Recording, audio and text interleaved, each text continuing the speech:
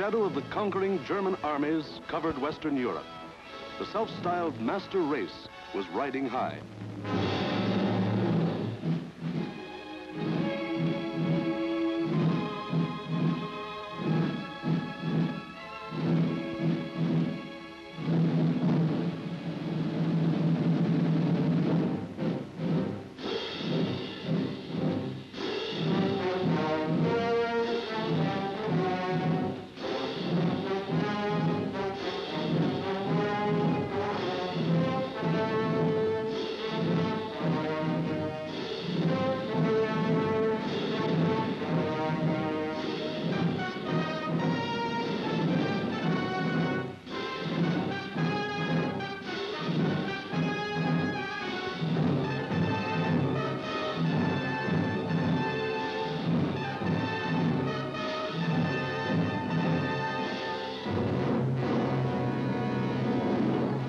Adolf Hitler stood just as Napoleon had stood more than 100 years before, and looked across the English Channel to the one fighting obstacle that stood between him and world domination. The chalk cliffs of Britain rose sheer and white out of the choppy waters.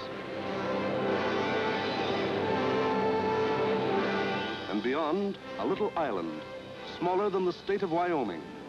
Crush that little island and its stubborn people, and the way was open for world conquest. The fall of Austria, Czechoslovakia, Poland, Denmark, Norway, Holland, Belgium, France had given him more than 100 million slaves to work for him or starve. The preliminaries were over. It was time for the main event, the Battle of Britain.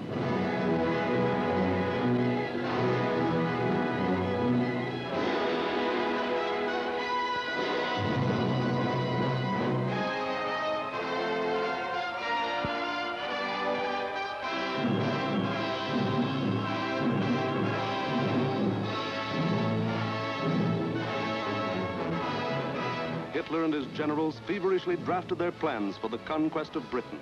Every detail must be anticipated. A slip now might wreck the whole timetable of world conquest. 6 weeks of final preparation went into those plans. 6 weeks to determine the history of 1,000 years. The thing was foolproof. See for yourselves how simple the whole operation was to be. Look. German plan for invasion of England. Phase 1. Knock out the Royal Air Force and its bases. Get control of the air and the sea lanes across the Channel. Follow the Blitz plan that had wiped out Poland, the Low Countries, and France. Destroy communication and transport lines. Above all, get command of the air. Phase 2. Pulverize the coastline with dive bombers. Drop parachute troops to take over the airfields and establish beachheads.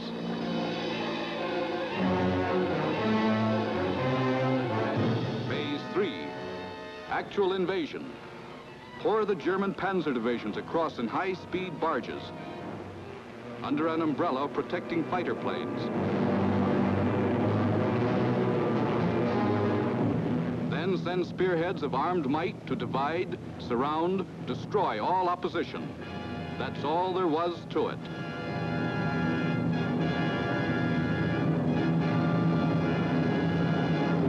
Conquer Britain. Force the surrender of the British fleet.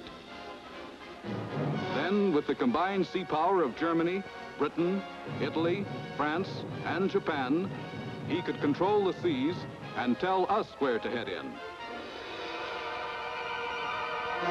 The torch of freedom flickered low.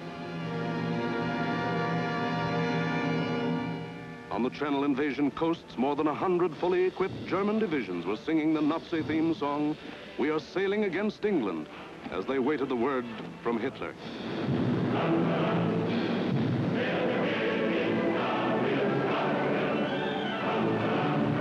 Here, for weeks, all the supplies and weapons of the Nazi war machine had been turned toward Britain.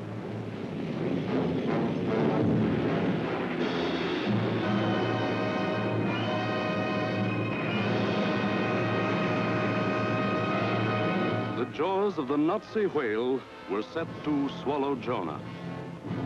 And what about Jonah? How was he doing? Well, Britain also had an army, but it was an army dragged from the sea at Dunkirk.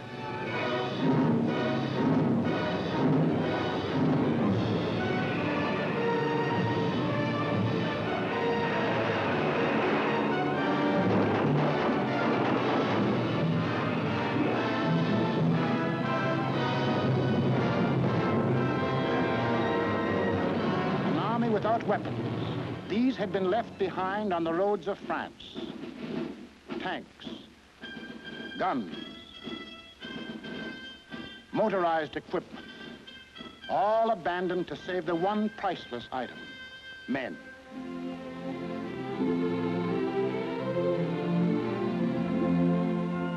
In all of Britain, there was not enough equipment for one modern division. Only one tank for every 1,000 square miles of territory. Only one machine gun for every 1,500 yards of beach. Britain had a navy, too, but it was scattered all over the globe, guarding vital food and supply lines. And the British knew it would be suicide to use their fleet in the narrow waters of the English Channel with the German Air Force in control of the air. Britain also had an air force. An air force outnumbered 10 to 1 by the enemy, both in men and machines. And then there was Britain herself, the people of Britain, the people who were to be terrorized and forced to surrender. They knew that every man, woman, and child, in uniform or out, would be Hitler's target in the onslaught that might come at any moment. They knew they had a job to do, and not much time to do it in. The young, the not so young, and the old. The clerk, the butcher, the farmer, the member of parliament, they formed the civilian army, Britain's home guard. They started from scratch.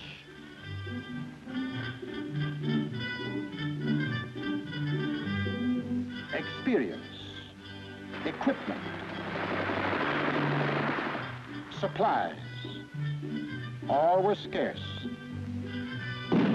Only one shell to fire at each practice. The women of Britain refused to be left out. We'll enlist too. We'll put up the barrage balloons.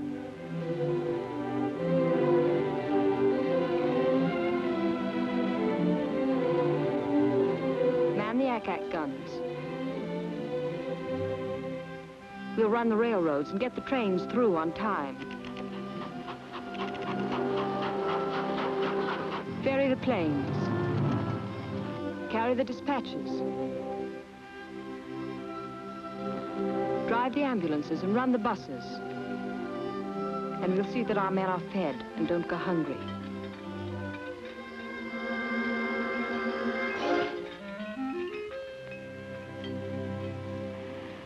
Others worked, men and women alike.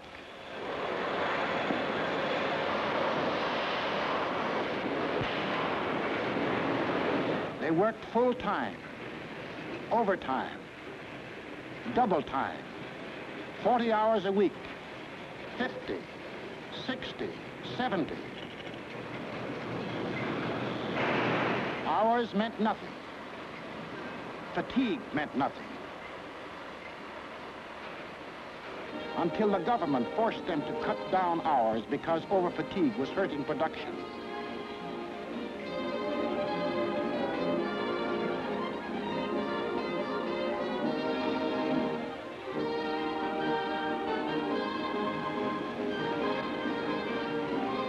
And when they weren't working, the men patrolled the moors for parachutists, blocked the roads, rehearsed invasion defenses. For something had happened here the Germans could never understand.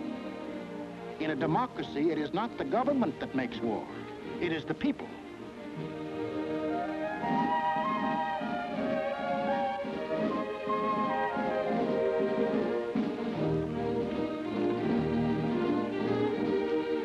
To lead lead them, the people had chosen Winston Churchill as their prime minister. And he spoke the words in every British heart when he said, "We shall defend our island, whatever the cost may be. We shall fight on beaches, landing grounds, in fields, in streets, and on the hills. We shall never surrender." This was Britain in its darkest hour. The people knew they were in for the worst the Nazi mind could invent, yet they didn't panic or run away. They patrolled and waited. They drilled and waited. They worked and waited. Waited for the terror they knew was coming. Then it came.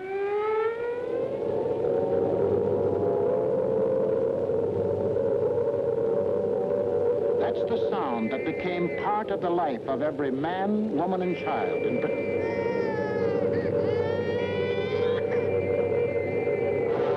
August 8th, 1940, and the battle for Britain is on. 30 enemy aircraft over the channel, flying due west.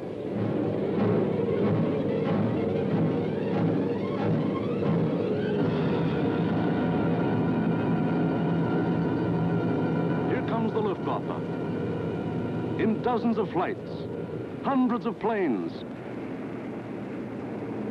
bombers, fighters, dive bombers, across that 21 miles of channel, that 8 short minutes of water.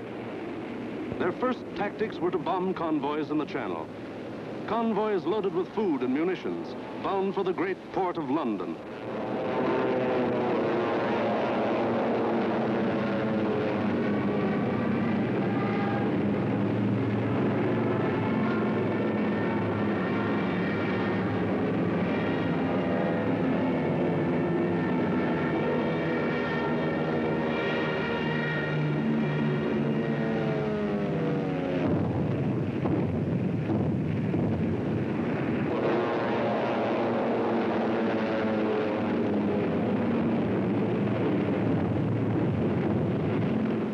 Fighters waited overhead for the defending planes of the Royal Air Force, the RAF, to appear. They didn't have long to wait.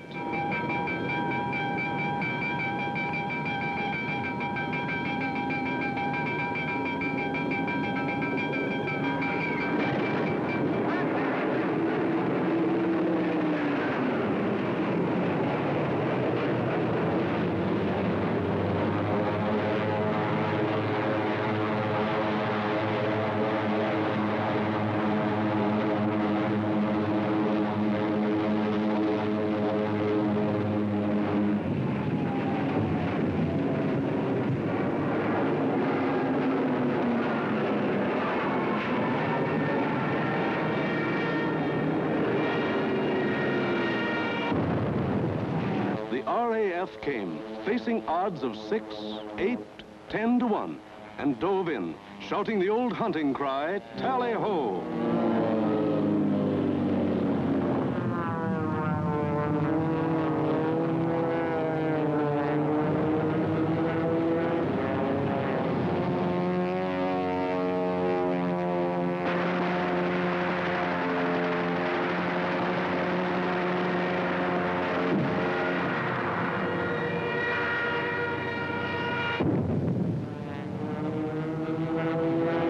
Phase 1 of the Nazi plan called for the RAF to be knocked out of the air.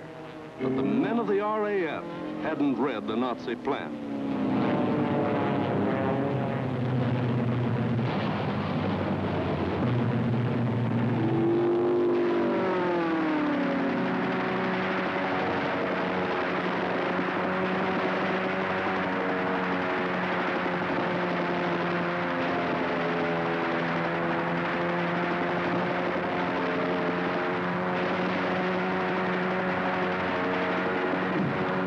First 4 days, the RAF knocked 182 German planes out of the sky. For the next week, the Germans attacked the coast cities from the Thames River to Weymouth.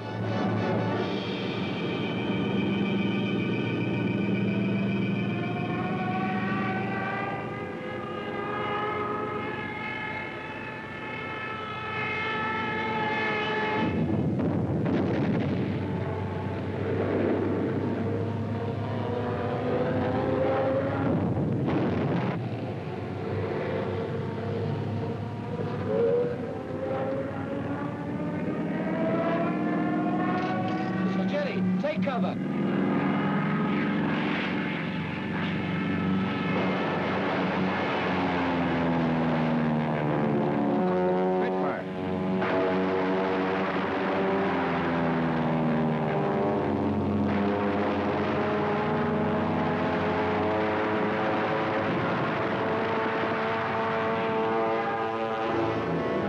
Paid off with 180 more planes.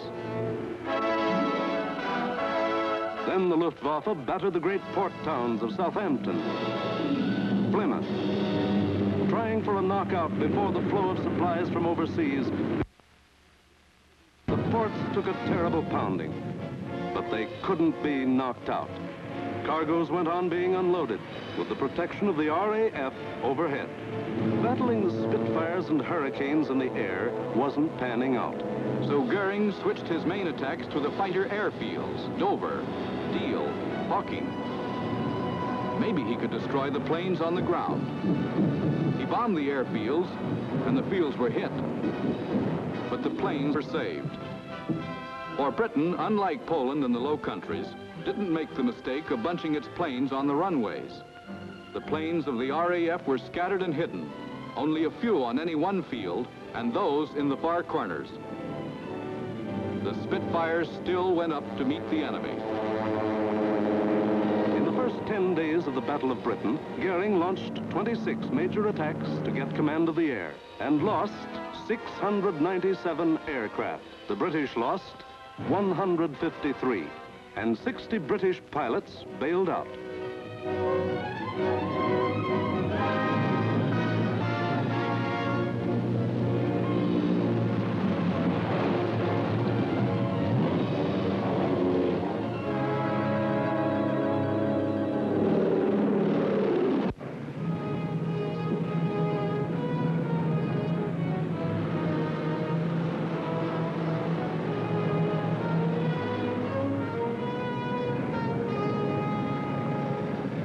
Valuable, trained men were saved and ready to fight again, but the crews of Goering's planes were lost to him forever.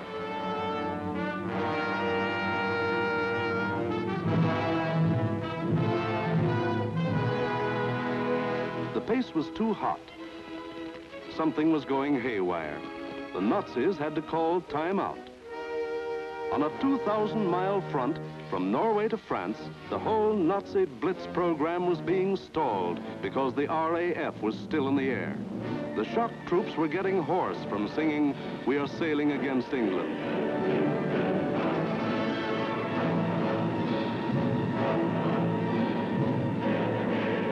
The long-range German guns were getting hot from throwing shells across the channel.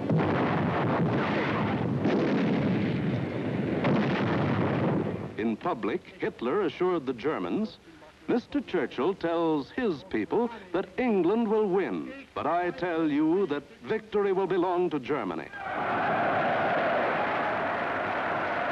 But in private, he sent for Goering, the boss of the Luftwaffe, and put him on the hot seat. Goering was told to do something and do it quick. So on August 30th, he ordered all-out attacks on inland aerodromes and industrial centers. Maybe he could knock out the RAF on the assembly line. And he adopted new tactics, too. More fighters and fewer bombers. Or maybe he just had fewer bombers to send. Anyway, those he did send were well protected. Fighters above at high altitudes. Fighters on both sides. Fighters in the front and in the rear. Fighters weaving in and out of the bomber formations. Britain, winner of the first round, was ready. With higher morale and sharper defense. Improved listening posts were set up all along the coast and warned of the enemy's approach before he left the continent. A quick flash from the control station to the fighter station.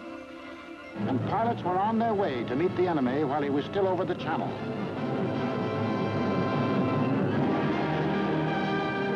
Day after day, out of sight and almost out of sound of the watchers on the cliffs, 4, 5, and 6 miles above, the battles raged over the Dover area.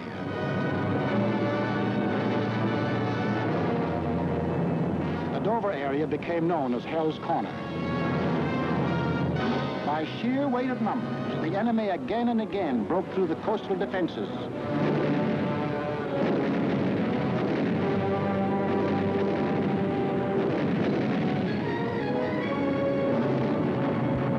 And reached inland to the airdrome. Aircraft plants, munition factories and machine shops.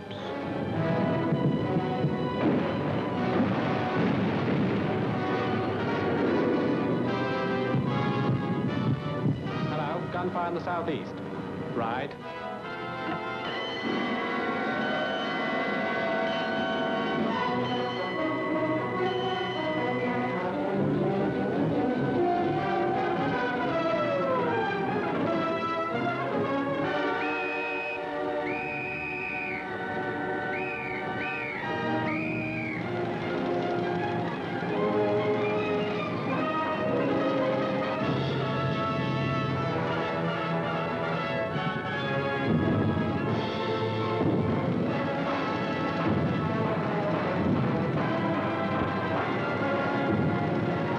The workers kept on working, and the RAF kept on flying. These few men with wings, alone in the sky, behind their motors and machine guns, were shooting down more than the Luftwaffe.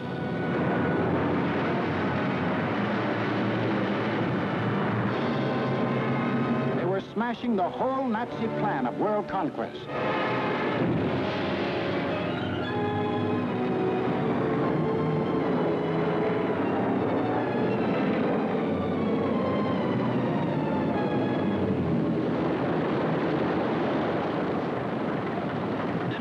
Johnny? 109 destroyed, buddy, yes. Oh, good show. How'd you get on, sir? Oh, I had a wonderful party, thanks. Are you all right? You get any of the batters? Yes, I got a Messerschmitt 109 in Adonia. Between August 24th and September 5th, 35 major attacks were launched. They cost the Germans 562 planes, while the British lost only 219 planes and saved 132 pilots. Invasion plans were going completely haywire. The Nazis were blind with rage. The German mind has never understood why free people fight on against overwhelming odds.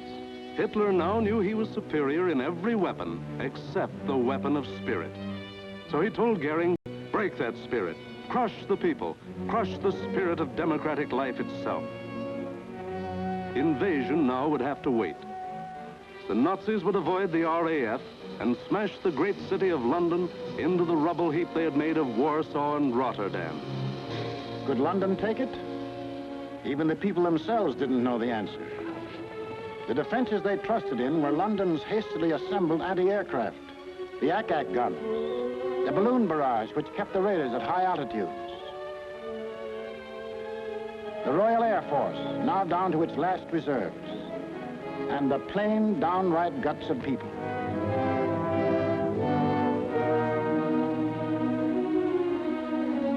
They sent more children out of the city.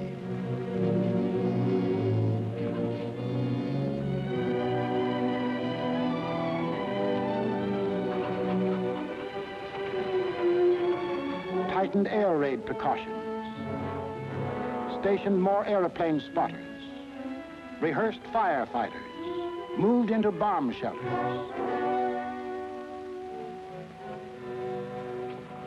They blacked out their city and carried on.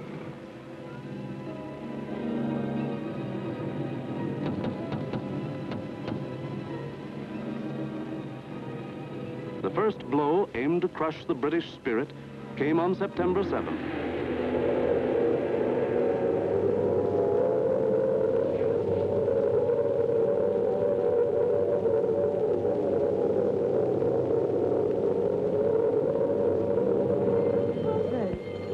Route reports planes coming in. Control room speaking. Customers and staff will now take cover in the basement. Please do not run, but keep moving. Down the stairs, or you can use the escalator.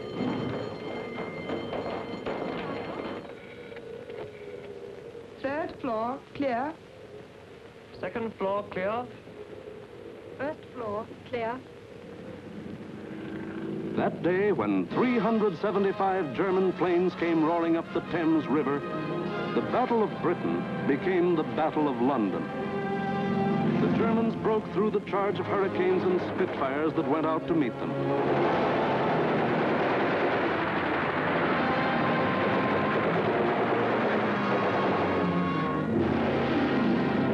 Gone was any pretense of aiming at military objectives. This was just savage destruction.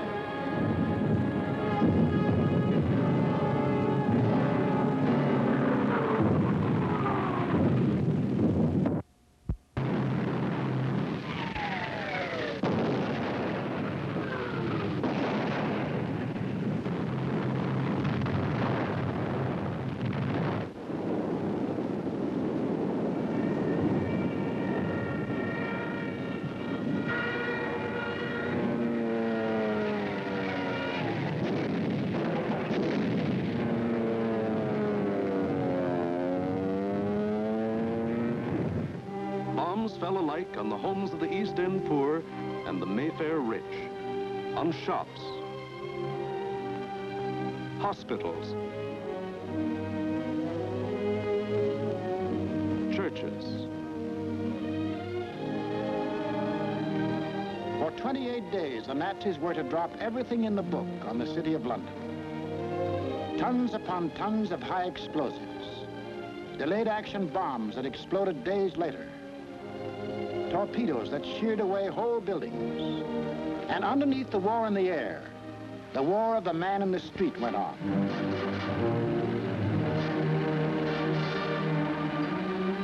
He learned to exist with very little food.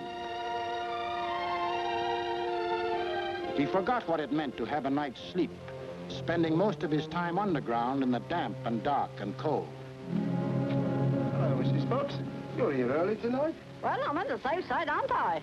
I think that'll be all right now. Yes, that's grand. Anyway, I'll be back in a few minutes if you want. Now, how are we going to get you up there? Get a young man to lift you up. Barney? Hello. Tell this young lady a lift up. Righto, I'm coming.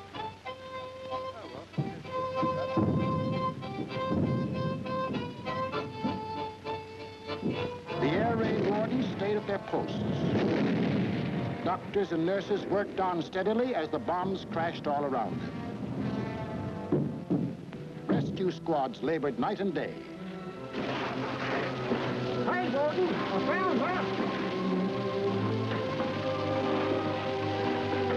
Is she dead?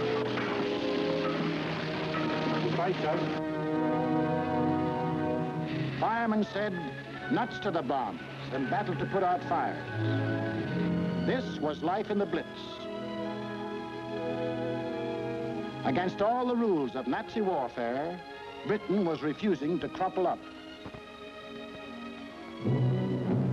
Across the Channel, the enraged Goering took personal command of the operations.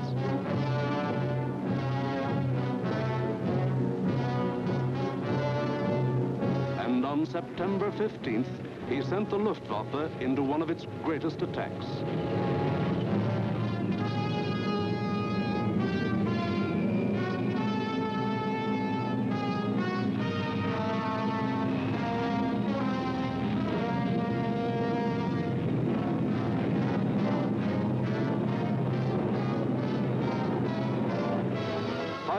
German bombers and Messerschmitt fighters roared over the English coast. Starmouth calling. Planes heard 3 miles southwest. Shout for hostile planes approaching from the southwest. The British met the challenge by throwing in everything they had.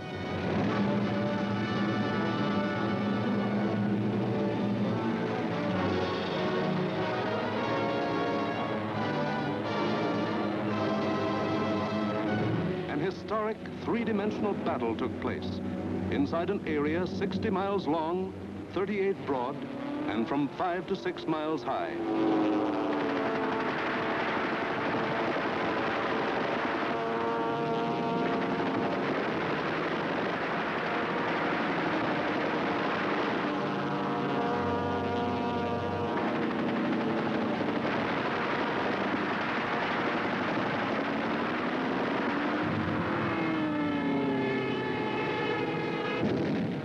100 individual dogfights took place within the first 30 minutes of the raid.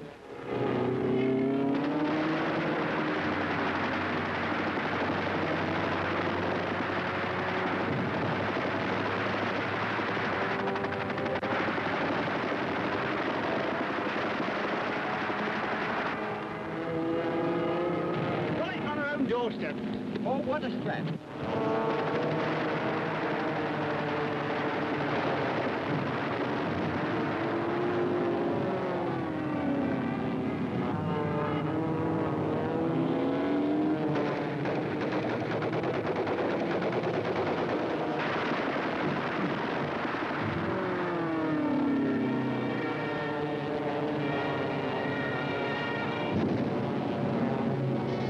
Center calling London 1. Thank you, Center. We'll keep a lookout for them. Hostile formation to the south. Some of the German bombers broke through London's defenses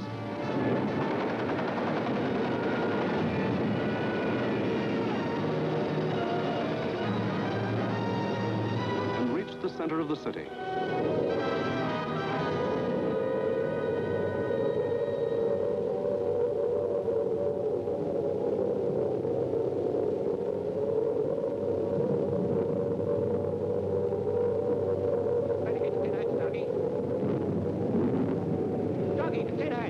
Oh, the tinettes, okay.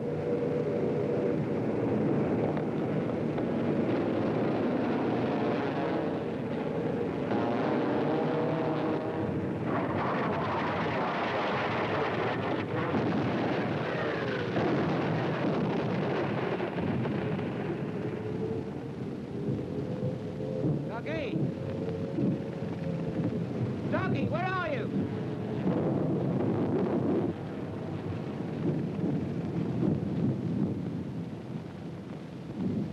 Blimey, I thought they'd got you. Who, me? Nah, I had me fingers crossed.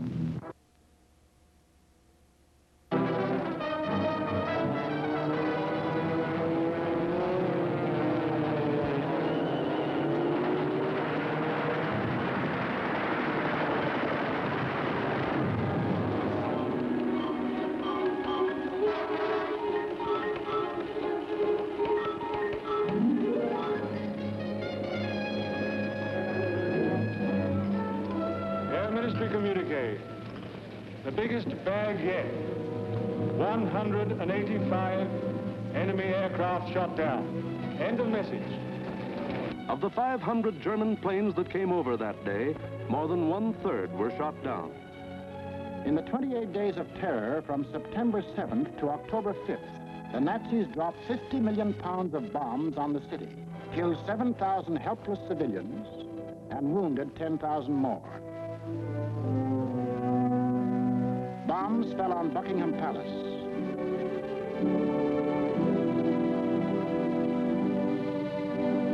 Westminster Abbey, the Houses of Parliament, Fleet Street, the center of the news, St. Paul's Cathedral.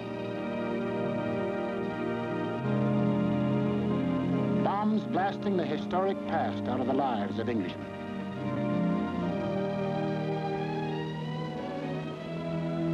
But in these 28 days, the Nazis lost 900 planes and their crews. The more they sent over, the more were shot down. The British Spitfire had proved to be one of the deadliest weapons ever put in the hands of man. If this kept up, pretty soon no more Luftwaffe. The frantic Nazis had to pull a new one. They did.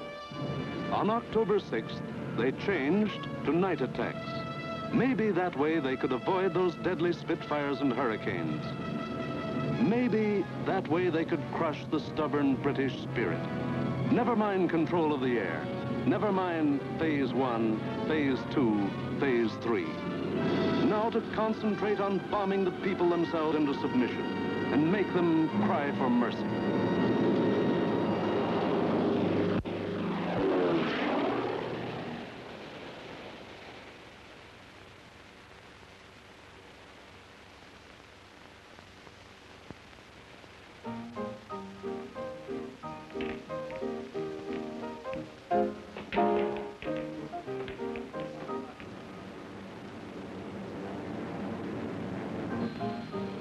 hostile raid, sir.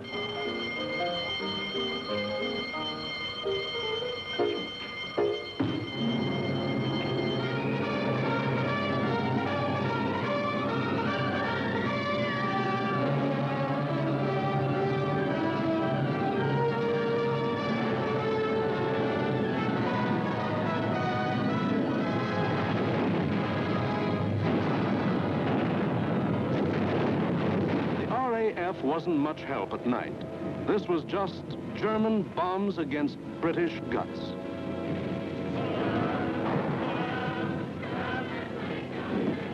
Harvey.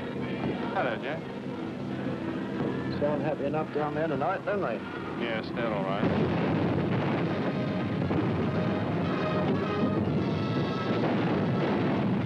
The great docks of London were left roaring infernos. Homes were destroyed by incendiaries. Business blocks were aflame. And still the people of London took it. Night after night, they burrowed underground. And morning after morning, they dug themselves out of the wreckage.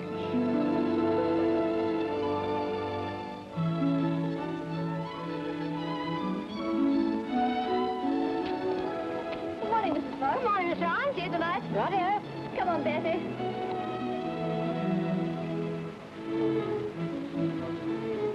Would you like to sit down? Thanks. Morning, Miss Ryan. Sleep well? Fine, thanks. Wasn't it a quiet night? What about the one that came down about 2? No, I didn't hear it. Did you? No. Oh, we're getting used to them around here.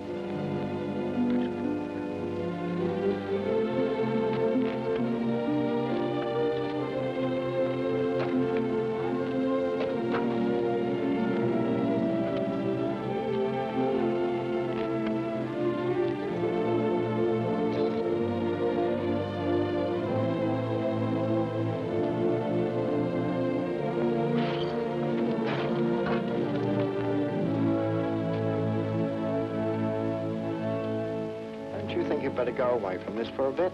Of course not. It'd take more than this to get me out of my home. Now go on, you've got to get to work. Okay.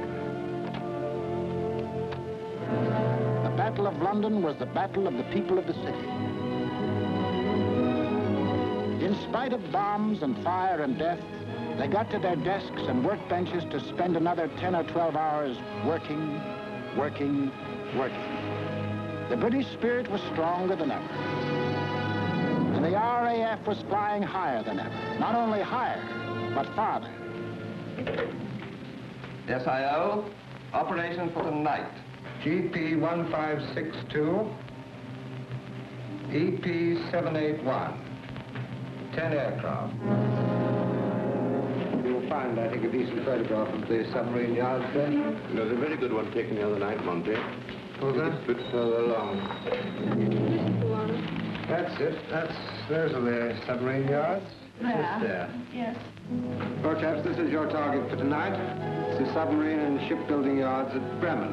It's a vitally important target, and it's got to be hit hard. In the midst of this life and death struggle, the British found strength not only to defend, but to counterattack with what few bombers they could get together.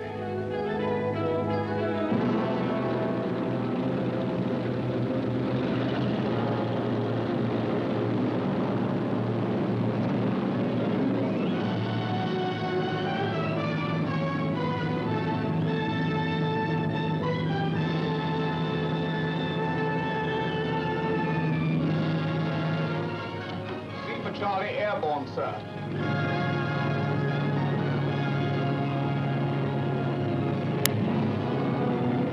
Hello, rear gunner. Can you hear me? I'm okay, Skipper. Hello, operator. Everything okay? Well, it seems to be all here, sir.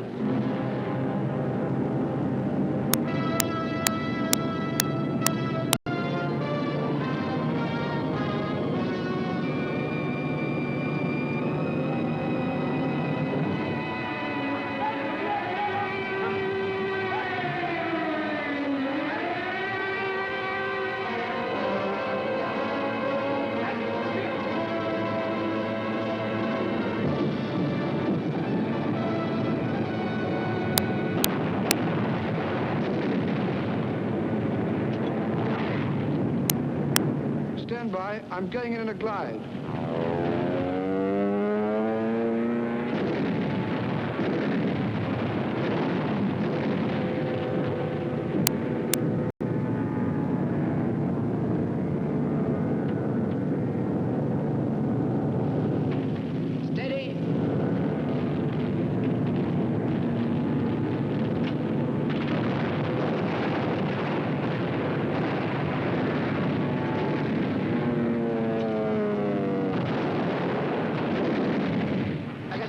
With the last one.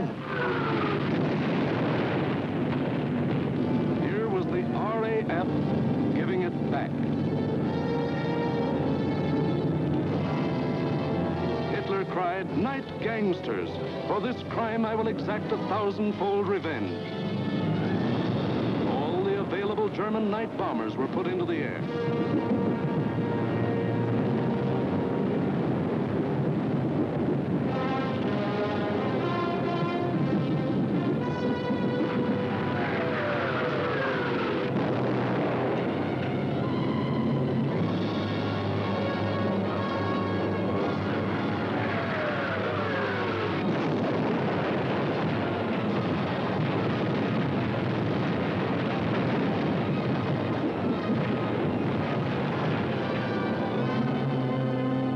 Thousand-fold revenge was Coventry. On the night of November 14th, 1 million pounds of bombs were dropped on the city.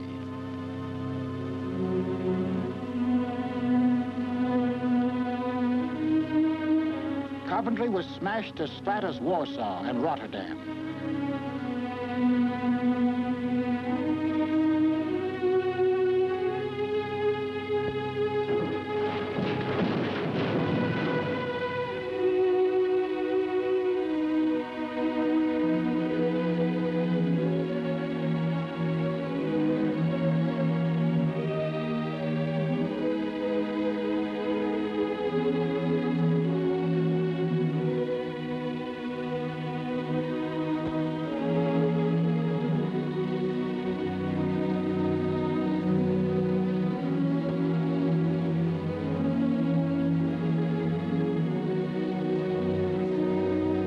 Of Coventry dug their loved ones out of the blasted ruins, saw them to their last resting place in a common grave.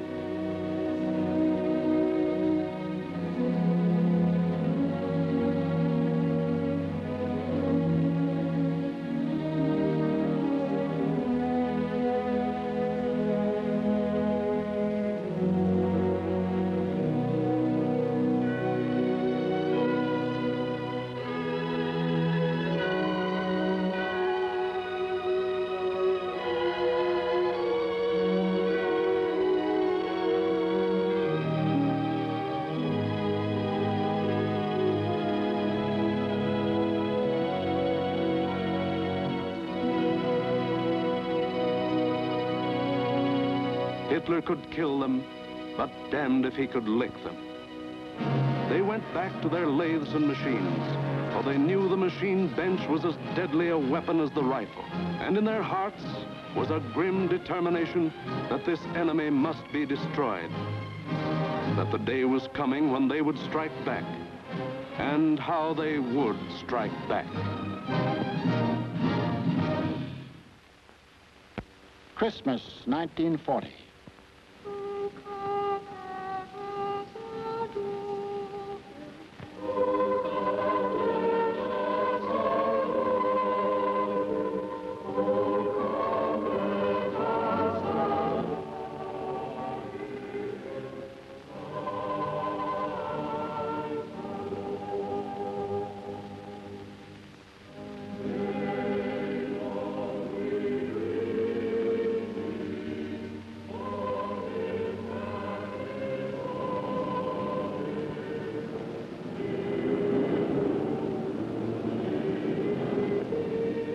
Christmas, season of peace on earth, goodwill toward men, was the ironic quiet before Hitler's great burst of rage against a people who couldn't be licked.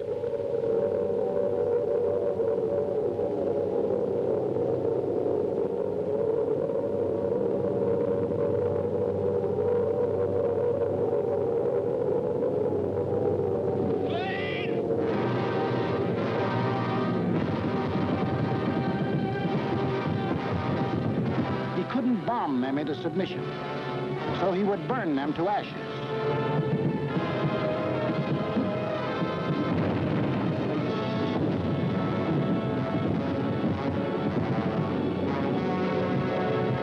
Millions of firebombs rained down on the great city of London.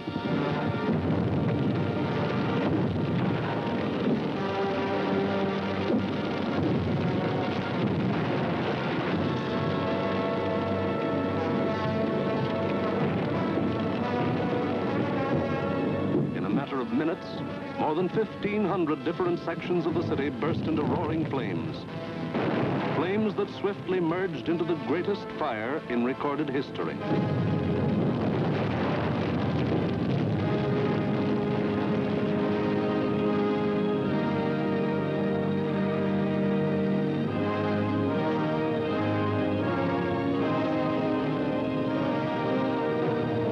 In the midst of all the fire and destruction, vital water mains were shattered. Water pressure was almost entirely cut off. Heroes of the night were men of the London Fire Brigade who stretched temporary hose lines out to the center of the Thames River, struggling through mud and slime. For the Nazis had carefully picked a night on which the Thames River had one of the lowest ebb tides on record.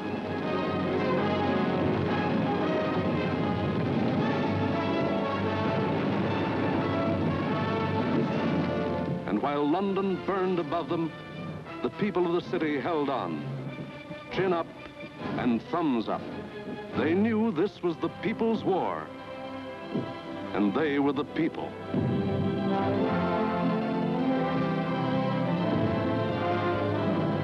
And a people that couldn't be panicked, couldn't be beaten.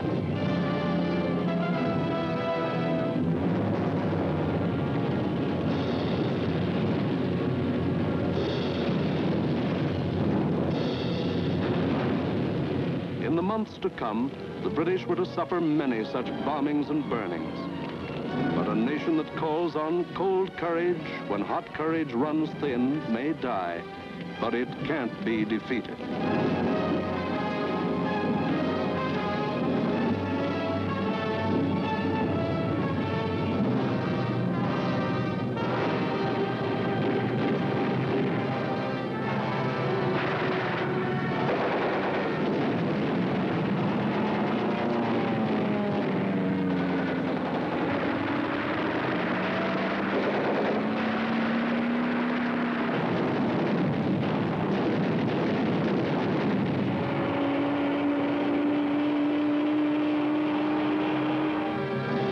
The Battle of Britain was won, but not by Hitler. Hitler had lost the battle. He had lost 2,375 German planes and their crews. For the first time, it was the Germans who ate the bitter dirt of defeat. Gone was the legend of their invincibility. For a solid year, the Nazis struck Britain with all their might. They leveled thousands upon thousands of homes and damaged millions of others.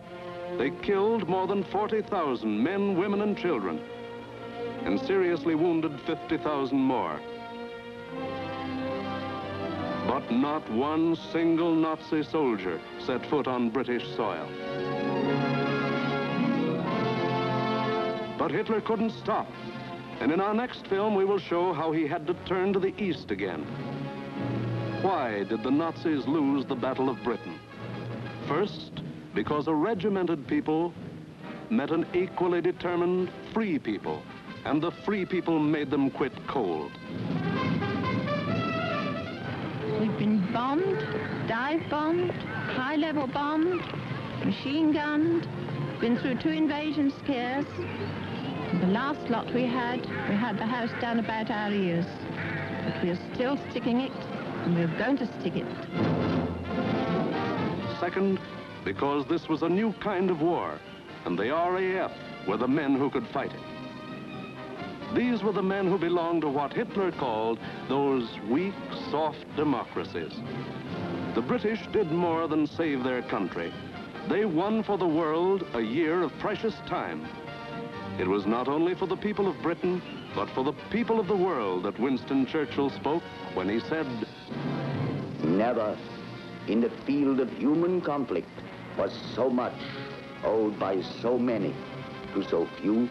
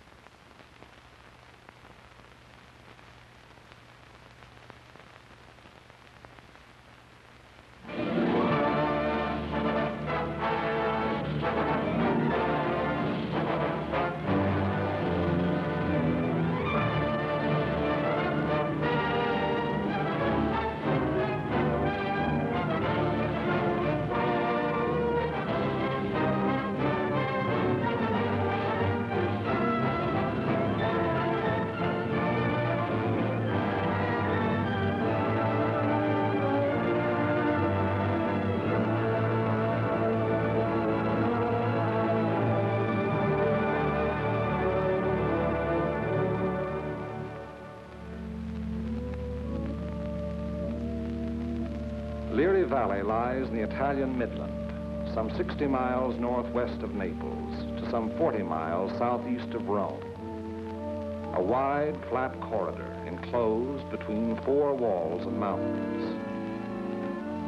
In winter, the highest peaks of the Leary Range ascend into the snows, but the valley floor with its olive groves and ancient vines, its crops of wheat and corn, is green the year around. That is, in normal times. Last year was a bad year for grapes and olives, and the fall planting was late. Many fields lay fallow. There are 2 ways from the south into the valley. One, a narrow pass. The other, a high, scenic road over the mountains. They converge before the site of the ancient village of San Pietro, which for 700 years has stood at the threshold of Leary Valley, welcoming the traveler. The stones of its walls were quarried out of the parent hill from whose slopes it rises. Population 1,412 at the last census, a farming community. Patron St. Peter. Point of interest, St. Peter's, 1438. Note interesting treatment of chancel.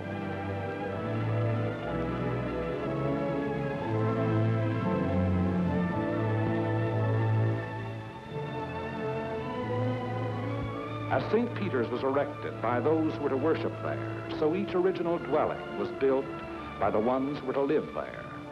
And this practice has endured down through the centuries. The Italian peasant is a born mason. He cuts and lays and mortars in the stone with great skill and patience, building not for himself alone, but for future generations. From the end of October 1943 until the middle of December, San Pietro and the surrounding ground was the scene of some of the bitterest fighting on our Fifth Army front.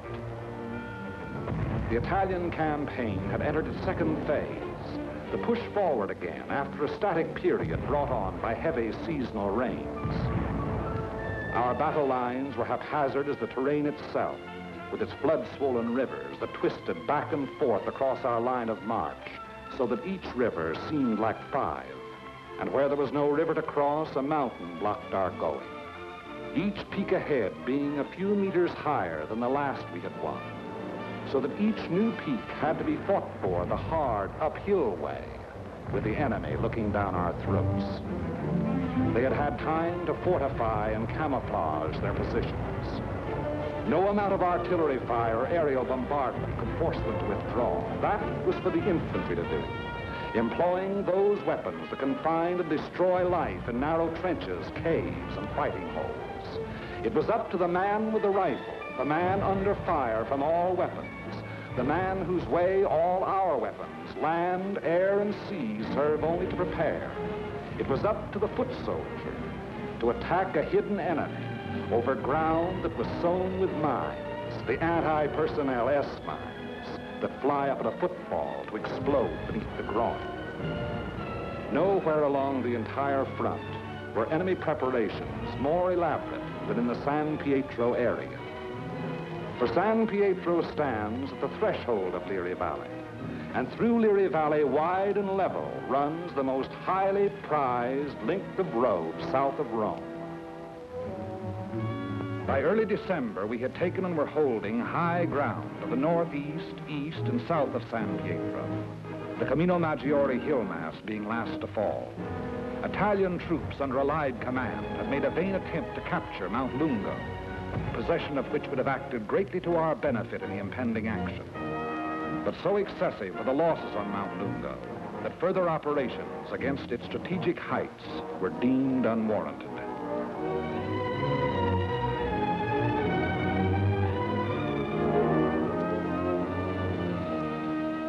It was thereon determined to make a direct frontal assault on enemy positions around and within San Pietro. Battalions of the 36th Texas Infantry Division were rotated from position to position overlooking the valley, so the troops might study the terrain ahead from various viewpoints.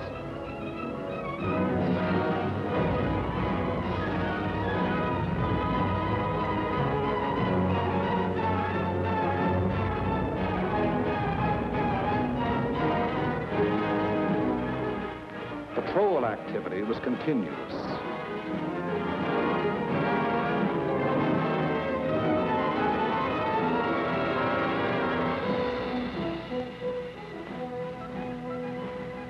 Day and night, units went out to reconnoiter the ground, draw fire, take prisoners, thus adding to the sum of our information about the enemy. High points, Mount Lungo's 351 and Mount Sammucro's 1205 and 950 were all manned in force. The town itself was strongly garrisoned with numerous mortar, machine gun, and heavy weapon emplacements. 4 enemy battalions were dug into a line of connecting trenches and mutually supporting pillboxes in depth that extended from the base of Mount Lungo, northeast across the valley floor to the base of Mount Sammucro. Another battalion was organized to defend the high ground northwest of San Pietro. Areas before these positions were heavily mined and held a confusion of barbed wire and booby traps. On the afternoon before, D-Day and H-Hour were communicated to battalion commanders.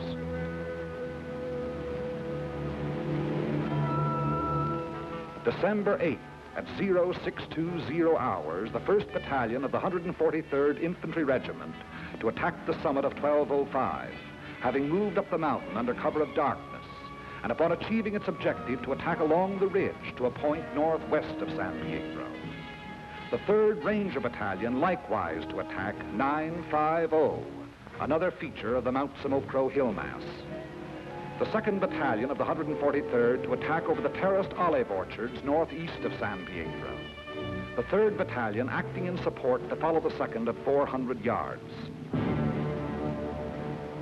Of the original force to establish the beachhead at Salerno, the 143rd had since spent all but a fortnight in action under extremely bitter weather conditions.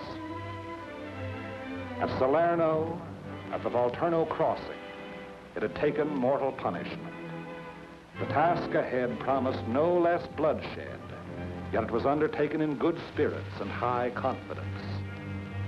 The 1st Battalion began the long, rugged climb up Mount Sammucro.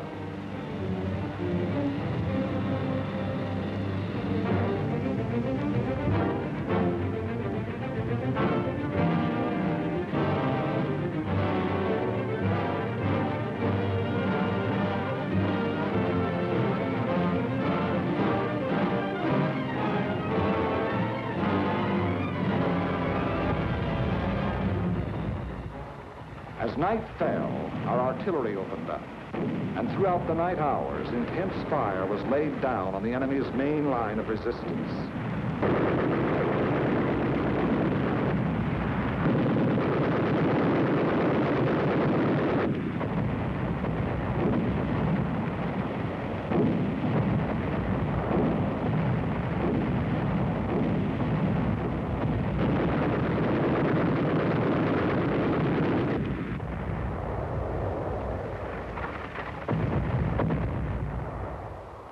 It had rained most of the night, and it was raining at each hour when the 2nd and 3rd battalions crossed the line of departure.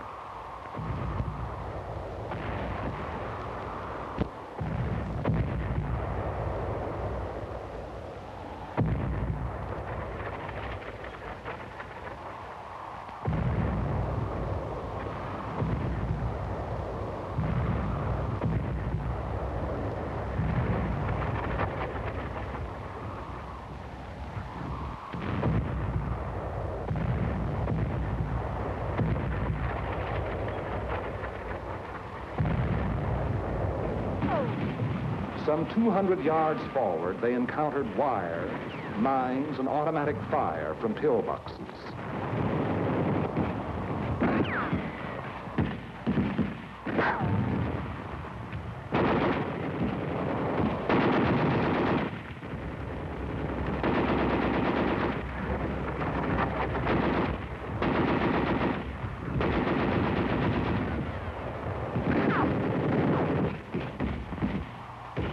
Mortar and artillery were deadly accurate by reason of excellent enemy observation from Mount Lungo, overlooking our advance, which continued another 200 to 400 yards.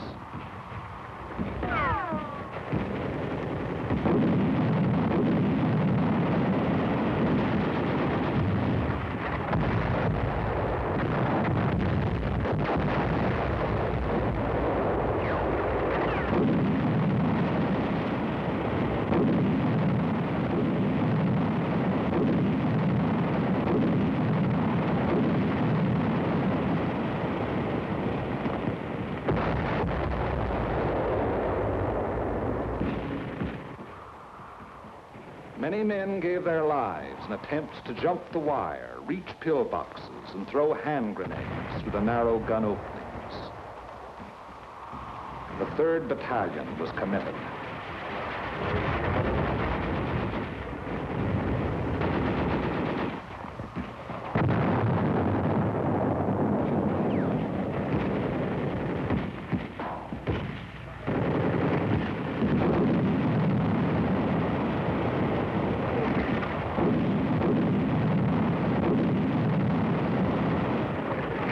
The advance never got more than 600 yards past the line of departure. Our initial assault on San Pietro had been repulsed with heavy casualties.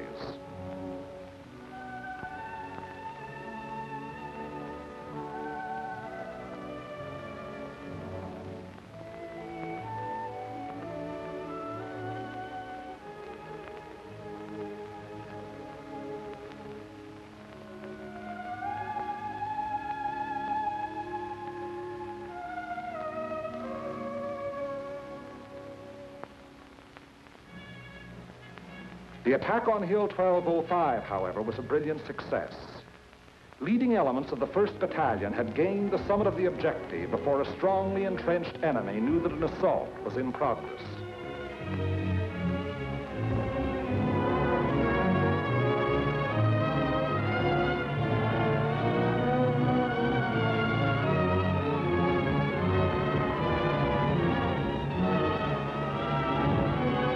To the right of 1205, the 3rd Ranger Battalion had also captured its objective, but only after successive attacks and costly casualties. For on Hill 950, the enemy was not taken unaware. Counterattacks were to be expected on both 1205 and 950. They were not long developing.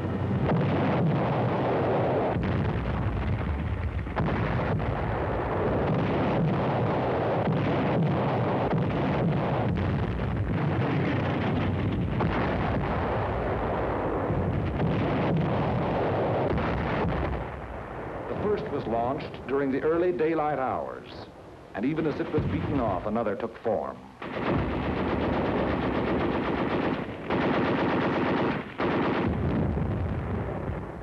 Day and night they followed in unremitting violence.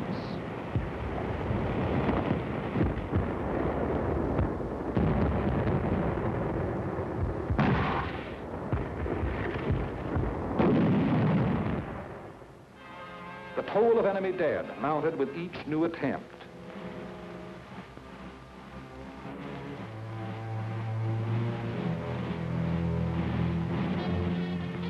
But German prisoners captured on 1205 and 950 said that they had been ordered to retake those positions at all cost.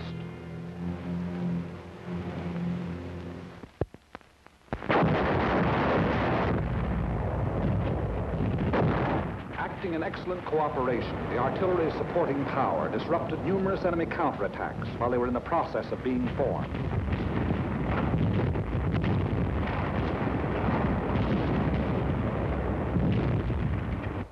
In addition to defending Hill 1205, the 1st Battalion, obedient to the field order, undertook the reduction of enemy defenses which were organized along the ridge running west.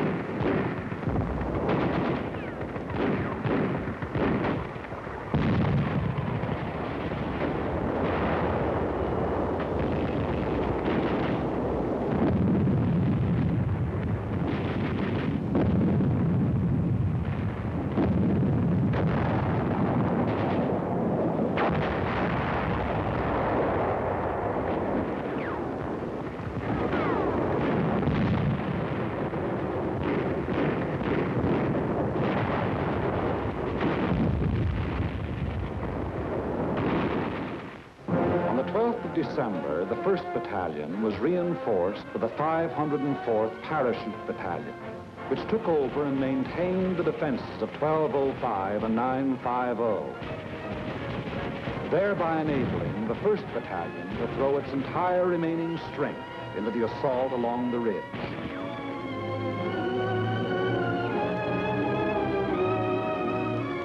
But the first strength had dwindled and shrunk in the 5 days past, and there was now a question as to whether its existing numbers were sufficient to prevail. Reports during the night of the 14th of December stated that the enemy was offering bitter resistance and that the issue was in grave doubt. Meanwhile, on the olive terraces below, the 2nd and 3rd Battalions had twice again attempted to reach their objective. Both times they had come up against a wall of automatic weapon, mortar, and artillery fire.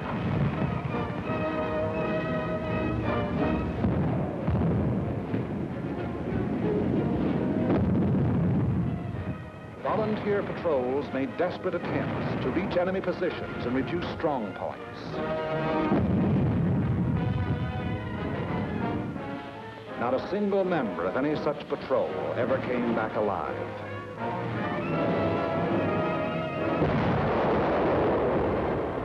Our attacking forces were furnished excellent aerial cover by Allied fighter patrols. But now and then, enemy planes were able to slip through and to bomb and strafe our position, which to all purposes had remained unchanged since the first day. To break the deadlock, orders were given for a coordinated divisional attack. The 2nd and 3rd Battalions of the 143rd to proceed in the execution of the original orders. Acting in conjunction, Company A of the 753rd Tank Battalion to attack San Pietro from the east over the high road. 1 battalion of the 141st to attack over the flat valley floor. After nightfall on D-Day, the 142nd Infantry Regiment to attack the heights of Mount Lungo. In preparation for the attack, all 5th Army artillery within range, including tanks and all tracks, was directed against San Pietro and the surrounding area.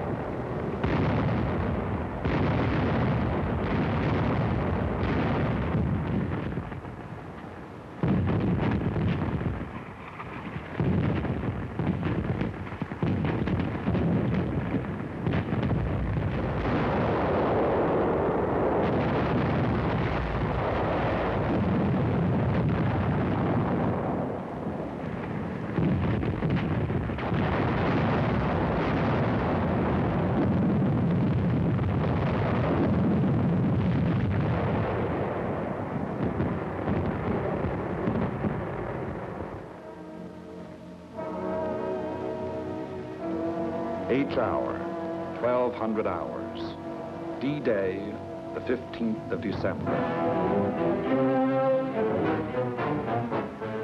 The 141st Infantry advanced some 400 yards from its line of departure, to be borne down and held powerless under the weight of enemy fire. The 2nd and 3rd Battalions of the 143rd advanced some 100 yards beyond their former positions to a point almost directly before forward enemy defenses. And for the 3rd time, they were forced to take such cover as the quaking earth could offer. And the tanks. Orders were for them to enter the town and to locate and destroy the heavy weapons there, which were leveled against our attacking foot soldiers.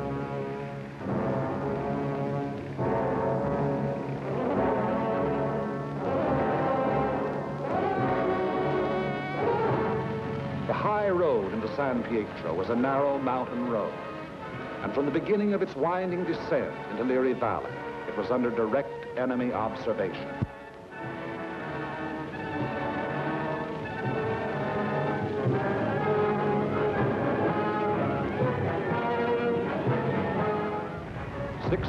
Tanks started down that road.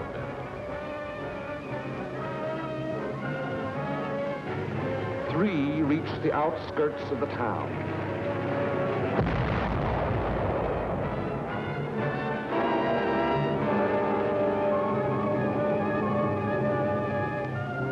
Of these, 2 were destroyed and 1 was missing. 5 tanks were immobilized behind enemy lines, their crews having to abandon them. 5 tanks hit mines within our lines, were thereupon destroyed by enemy gunfire. 4 tanks returned to the bivouac area. After dark, 2 companies, one from the 2nd Battalion and one from the 3rd, finally succeeded in penetrating enemy positions before San Pietro. But receiving both frontal and flanking fire, they were forced to retire.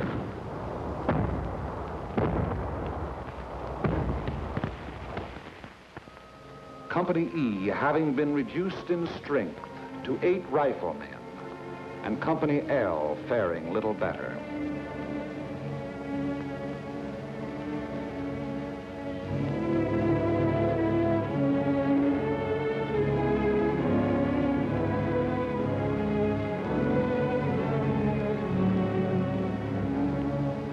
On the Mount Samocro Ridge, the 1st Battalion fought its way to within a few hundred yards of the objective.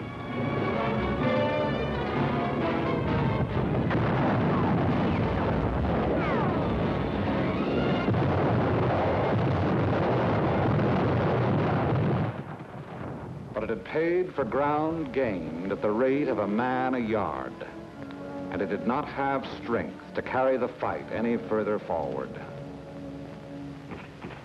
On Mount Lungo, however, despite bitter resistance, battalions of the 142nd in successive waves kept pushing upwards.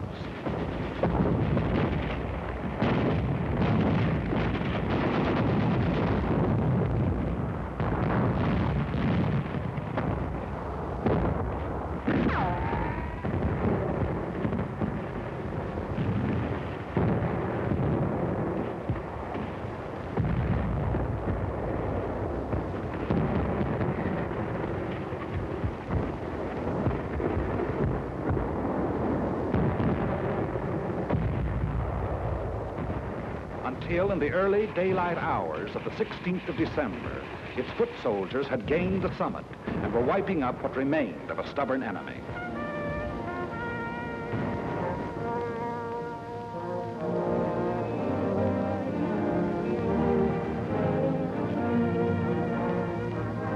And that height proved to be a key position in the enemy plan of defense. For even as Mount Lungo fell, the enemy throughout the San Pietro area made preparations to withdraw. Almost invariably, the enemy will counterattack to cover a withdrawal. The first violent thrust was delivered within a few hours.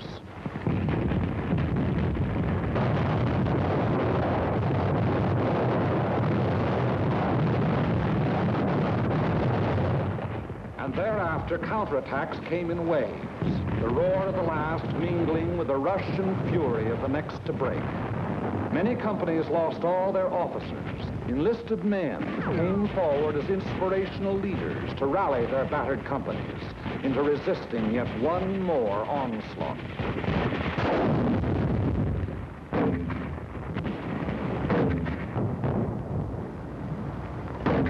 Our own artillery was brought to fall within 100 yards of our front line elements.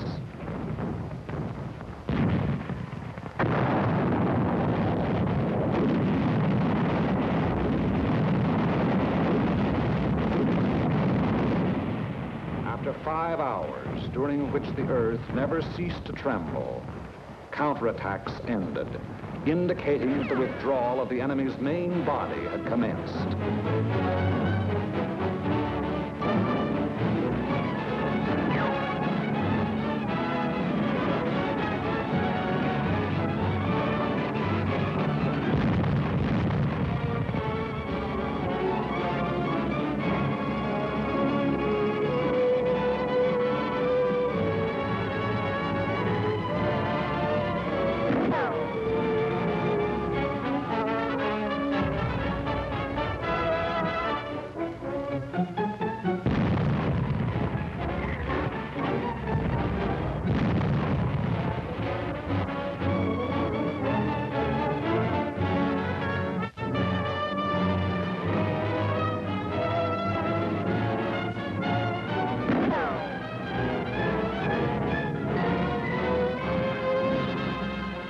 In an effort to maintain contact, our patrols immediately pushed ahead.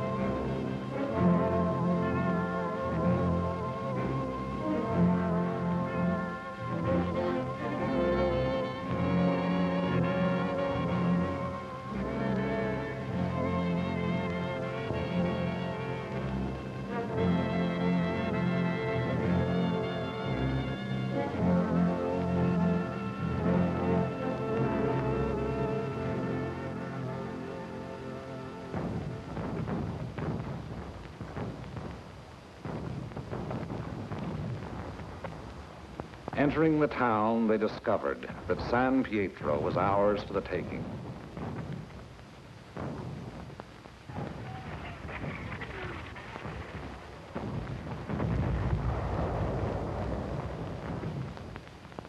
The 2nd and 3rd battalions, less than a rifle company in strength, weary to death who were alive, stumbled forward past San Pietro to consolidate gains and re-establish contact with the enemy, now taking up new positions some 5 kilometers beyond.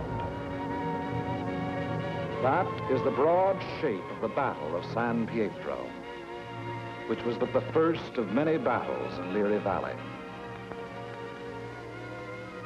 It was a very costly battle. After the battle, the 143rd Infantry Regiment alone required 1,100 replacements.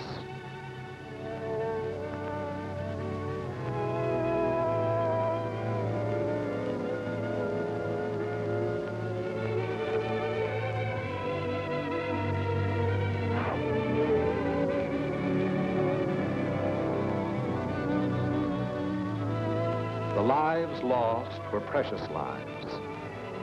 To their country, to their loved ones, and to the men themselves.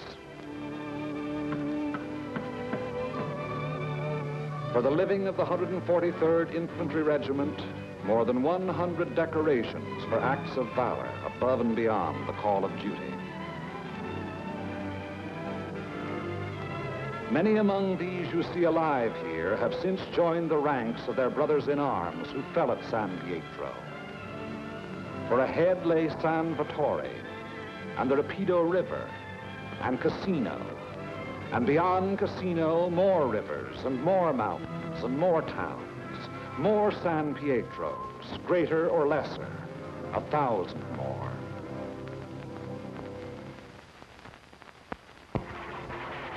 As the battle passed over and beyond San Pietro, westward, townspeople began to appear, coming out of their caves in the mountains, where they had stayed in hiding during the enemy occupation.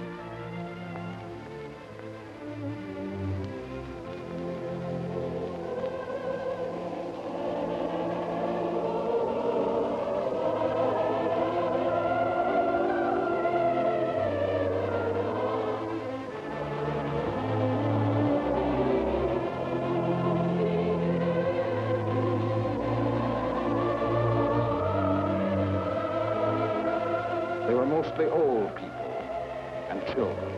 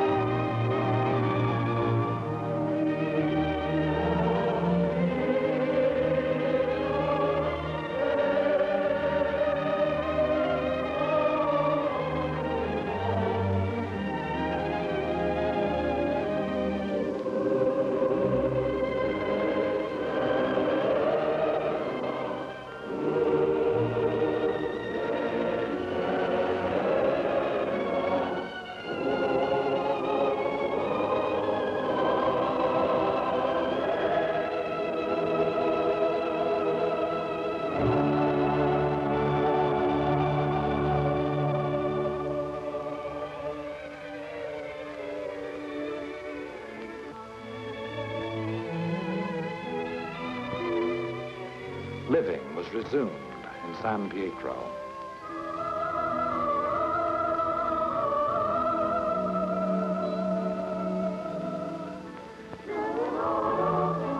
Children are able to forget quickly. Yesterday they wept. Today there are smiles and even laughter.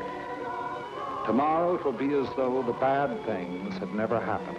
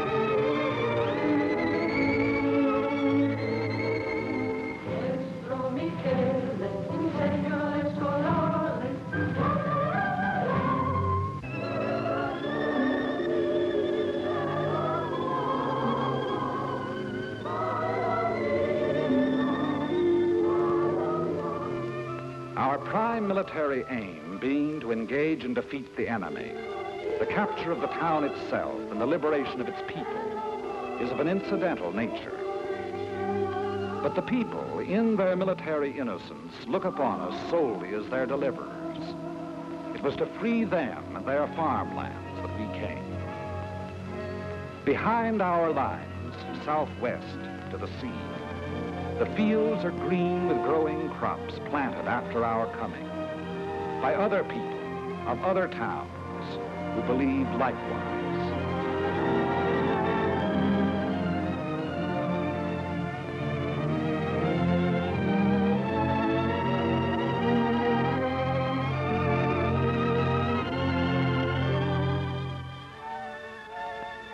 The new won earth at San Pietro was plowed and sown.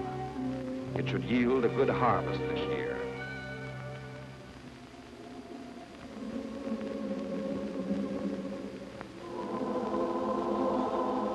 And the people prayed to their patron saint to intercede with God in behalf of those who came and delivered them and passed on to the north with the passing battle.